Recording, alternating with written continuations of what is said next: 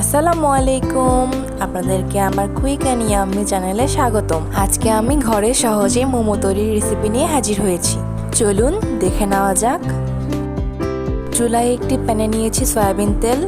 এতে দিয়ে দিব পেঁয়াজ কুচি, দিয়ে দিব কুচি করা মাংস, দিয়ে দিব কাঁচামরিচ কুচি, দিয়ে দিব গাজর কুচি, হাফ চা চামচ গোলমরিচ গুঁড়ো দিয়ে নেড়ে চেড়ে নেব।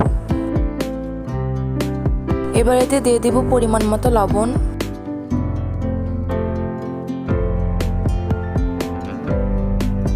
দিয়ে দিব 1 চা চামচ রসুন বাটা, 1 চা চামচ আদা বাটা, দিয়ে দিব হাফ চা চামচ জিরা গুঁড়ো, হাফ চা চামচ গরম মশলার গুঁড়ো। মোমোর পুর তৈরি। একটি বাটিতে নিয়ে নিয়েছি 1.5 কাপ ময়দা, পরিমাণ মতো লবণ। এবার হাত দিয়ে একটু মিশিয়ে নেব। এবার পরিমাণ মতো পানি দিয়ে ডো বানিয়ে নেব।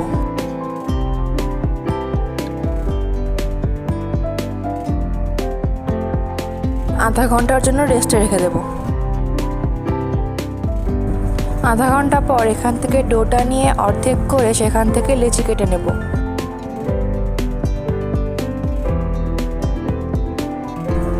এবার এখান থেকে একটি ডো নিয়ে পাতলা করে বেলে নেব।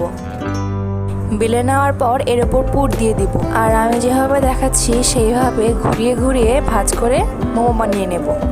আপনাদের বোঝার সুবিধার্থে আমি ভিডিওটি স্পিড করে নিই, আপনারা সহজেই বুঝতে পারবেন। এই সেম প্রসেসে আমি বাকি মোমোগুলো বানিয়ে নেব। মোমোগুলো বানানো হয়ে গিয়েছে। এবার একটি ছিদ্রযুক্ত ঢাকনার পাতিলে পর্যাপ্ত পরিমাণ পানি নিয়েছি আর উপরে তেল ব্রাশ করে নেব। এবার মোমোগুলো ভাপে দিয়ে ঢেকে দিব 5 মিনিটের জন্য। 5 মিনিট পর মোমোগুলো নামিয়ে নেব। এভাবে বাকি মোমোগুলো ভাপ দিয়ে নেব। আমাদের মোমো তৈরি হয়ে গিয়েছে। আমি এটি টমেটো সস আর মেয়োনিজ দিয়ে পরিবেশন করেছি। আপনারা অবশ্যই এটি বাসায় ট্রাই করে দেখবেন, আপনাদের কাছে অবশ্যই ভালো লাগবে। আমি আপনাদের অনেক কম সময়ে ভিডিওটি দেখানোর ট্রাই করেছি। দেখুন মোমোটি দেখতে কত সুন্দর হয়েছে আর খেতেও অনেক মজা হয়েছে। আমার ভিডিওটি ভালো লাগলে লাইক, শেয়ার, সাবস্ক্রাইব করে আমার পাশেই থাকবেন। সবাইকে অনেক অনেক ধন্যবাদ। আল্লাহ হাফেজ।